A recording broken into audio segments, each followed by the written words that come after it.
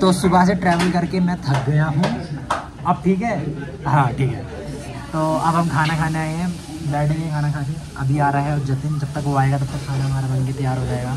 खाना खा के हम सोने जाएंगे, फिर हम करने जाएंगे सुसु करने। हाँ, पॉइंट टू बी नोटेड। मुँह तो डालने गए वो, मूतने गया है, देसी में बोल दूँ, सुसु करने। फाइन, हाँ ठीक है। तो अब खाना वाना खा के, बस अपना खाना खा के हम जाएंगे सोने अपने रूम पे। सो के सुबह के दर्शन करके फिर हम निकलेंगे।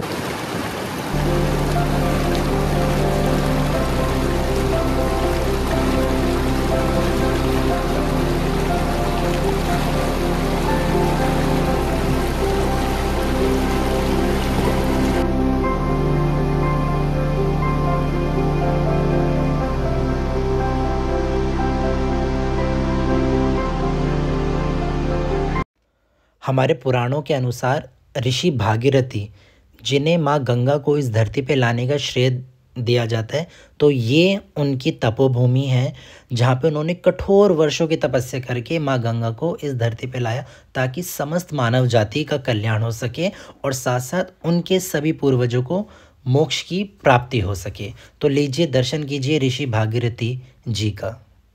थोड़ा बताइए मंदिर के बारे में। गंगा गंगेति यो भूर्यात् योजनानां सतैरपि मुच्यते सर्व पापेभ्यो विश्लोकं स गच्छति। माँ भगवती गंगा, ये मंदिर जो है इसका निर्माण तो काजी अमर सिंह थापा जी ने पहले किया था, और इससे पहले हमारे बुजुर्ग लोग यहाँ पे रहते थे कई साल पहले। बहुत छोटा सा मंदिर था। फिर काजी अमर सिंह थापा जी आए, उन्होंने थोड़ा कुछ पैसा दे करके फिर ये बड़ा बनाया गया। फिर इसके बाद माधो सिंह जी, हमारे महाराजा जयपुर सरकार ने इस बड़े मंदिर का निर्माण किया है। करीब 150-200 साल पहले जो है इसका इतना बड़ा निर्माण हुआ है। और यहाँ पे जो है माँ गंगा का अवतरण हुआ। राजा भगीरथ को इसी स्थान पे माँ गंगा को लाने का श्रेय प्राप्त हुआ। ज्ञान रूप में दर्शन दिया माँ गंगा ने उन्हें।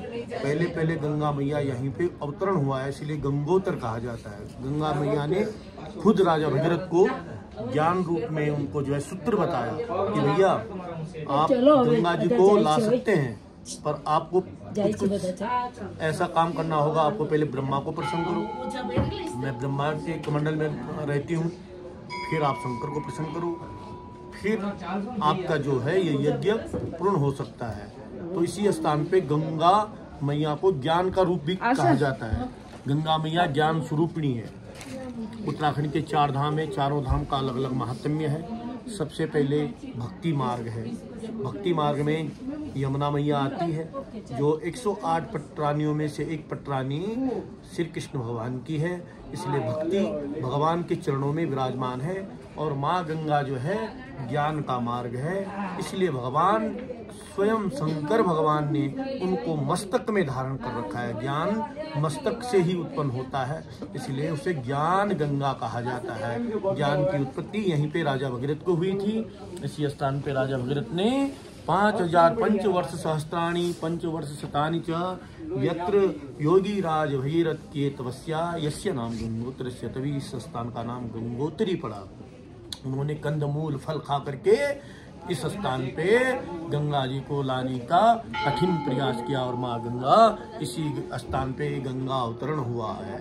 आज जो है फिर इसके बाद केदारनाथ जी लोग जाते हैं, महात्म्य है। 12 ज्योतिर्लिंगों में केदारनाथ जी आते हैं, और यहाँ से गंगा जल भर के जो केदारनाथ को माँ भगवान केदार जी को जल चढ़ाता है, उसके जो है अनंत पाप जो है, उसके जितने भी पाप किए हुए हैं, यहाँ तक कि गोत हत्या भी समाप्त हो सकती है, ब्रह्म हत्या समाप्त होती है। पांडव पहले कल्प केदार यहीं पे था, यहाँ से 22 किलोमीटर पीछे कल्प केदार था।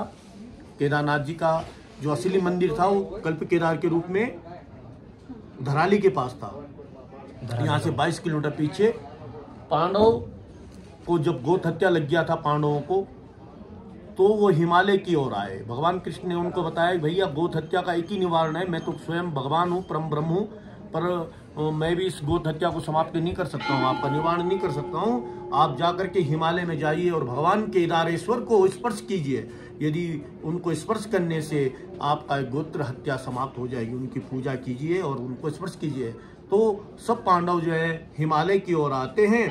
तो भगवान शंकर भगवान अंतर ध्यान लगा के देखते हैं हिमालय में जो है पांडव पहुंचने वाले हैं। तो यहाँ से स्थान छोड़ देते हैं और 5 केदार में वास करते हैं। 5 जगह बूढ़ा केदार आदि केदार, 5 केदारों में जो है तुंगनाथ, मदमहेश्वर आदि स्थानों पे जाकर के वो एक रात, 2 रात, 4 रात, 5 रात, 7 रात वास करते हैं। लेकिन सुरक्षित उस स्थान को भी नहीं समझते हैं कि भैया उनके साथ तो कृष्ण है, कभी न कभी तो ये आ सकते हैं। फिर अपने 5 स्थान बदलते रहते हैं। स्थान बदलते फिर केदारनाथ के पर्वत पे पहुंच जाते हैं और वहां पे भगवान शंकर जो है एक भैंसे का रूप धारण करके वहां पे उनके साथ विचरण करते हैं और वहां पे जो है उसी स्थान पे उनको जो है सुरक्षित समझते हैं कि ये स्थान सबसे बड़ा सुरक्षित है। फिर उनको तो पांडवों को तो जो है यहाँ से भगवान श्री कृष्ण के द्वारा जो है आकाशवाणी होती है कि भैया आप केदारनाथ में जाइए। भगवान शंकर जो हैं केदारनाथ में पहुंचे हुए हैं और भगवान भैंसे का रूप धारण करके वो जो है विचरण कर रहे हैं। यदि उनको पकड़ सकते हो तो पकड़ो, नहीं तो वो फिर वो स्थान से भी निकल सकते हैं। फिर सब पांडव जो है केदार पर्वत पे जा करके भगवान शंकर को पहचानने में असमर्थ हो जाते हैं। वहां तो कई भैंसे होते हैं। फिर उन्होंने जो है भीष्म को एक युक्ति जो है सूझती है कि भैया जब भगवान शंकर को हम ऐसे नहीं पहचान सकते, ऐसा करो सब भैंसों को जो है मेरे टांगों के नीचे से, वो अपना विशाल रूप धारण करते हैं, कहते हैं जितने भैंसे हैं सब मेरे टांगों के नीचे निकालो। जो असली शंकर होगा वो तो हमारी पाँव के नीचे नहीं जाएगा और हम उसको पहचानने में सक्षम हो जाएंगे। जैसे ही भगवान उनकी युक्ति देखता है, उनके ये देखता है, मन के विचार देखता है कि ये तो ऐसा करने लग गए, अब तो क्या होगा। फिर अपना मस्तक पृथ्वी पे मारते हैं और वहां से भी अंतर ध्यान होना चाहते हैं, किंतु भीष्म की नजर, भीम की नजर जो है, भीम बलशाली थे, उनकी नजर जो है उनकी दृष्टि उस भैंसे पे पड़ जाती कि वो पीछे पीछे हटते जा रहे हैं और मस्तक मार रहे हैं और वहां से भी अंतर ध्यान की ओर जा रहे हैं। तो भीष्म के हाथ में, भीम के हाथ में जो है पूंछ आ जाती है और सब उनकी गोत हत्या वहीं पे समाप्त हो जाती है।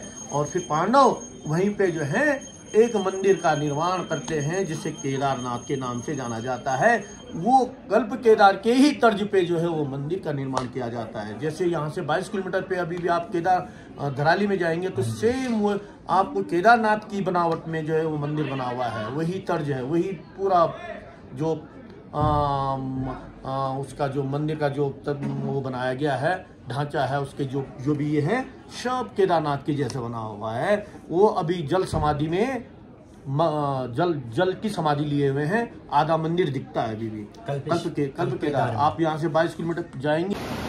गंगोत्री धाम इतना खूबसूरत होगा मैंने कभी सोचा नहीं था, इतना सुंदर है। और ऊपर से ये पतझड़ का मौसम, पेड़, नदी, भागीरथी नदी, यहाँ थोड़ी थोड़ी बर्फ़ पड़ी है, मतलब जम गई है बर्फ़। पर सच में बहुत ही सुंदर और बहुत ही मनमोहक दृश्य इस गंगोत्री धाम का।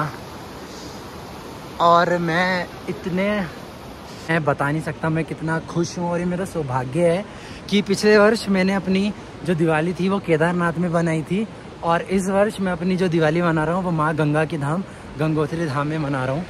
और आप सबको भी माँ गंगा का आशीर्वाद मिले और आप भी इसी तरह माँ के भेंटें।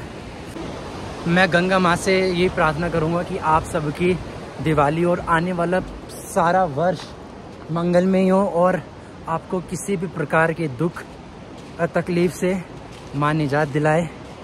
तो कमेंट में जय माँ गंगे ज़रूर लिखें। तो हर हर गंगे, जय माँ गंगे। यहाँ मैं सूर्य कुंड ढूंढने आया हूँ और यहाँ पे इंसान की जात है, कोई दिख ही नहीं रहा कि किसी से पूछ लूँ कि कहाँ है। बस चले जा रहा हूँ, कोई भी नहीं दिख रहा, पूरा सन्नाटा सुनसान पड़ा है क्योंकि कल कपाट बंद हो जाएंगे तो लोग जिनको जाना था दर्शन करने वाले वो पहले चले गए। अब तो यहाँ तो कुछ भी नहीं दिख रहा भाई साहब। अरे कहाँ है?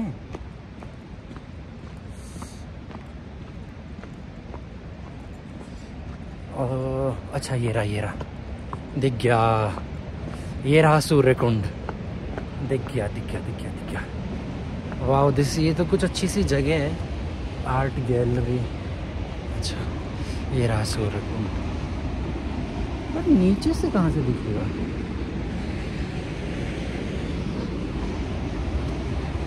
तो लीजिए हम पहुँच गए सूर्य कुंड। ये है सूर्य कुंड। यहाँ से ये धार आ रही है। आगे पांडव गुफा भी है, वो भी देखते हैं। This is a Surya Kund.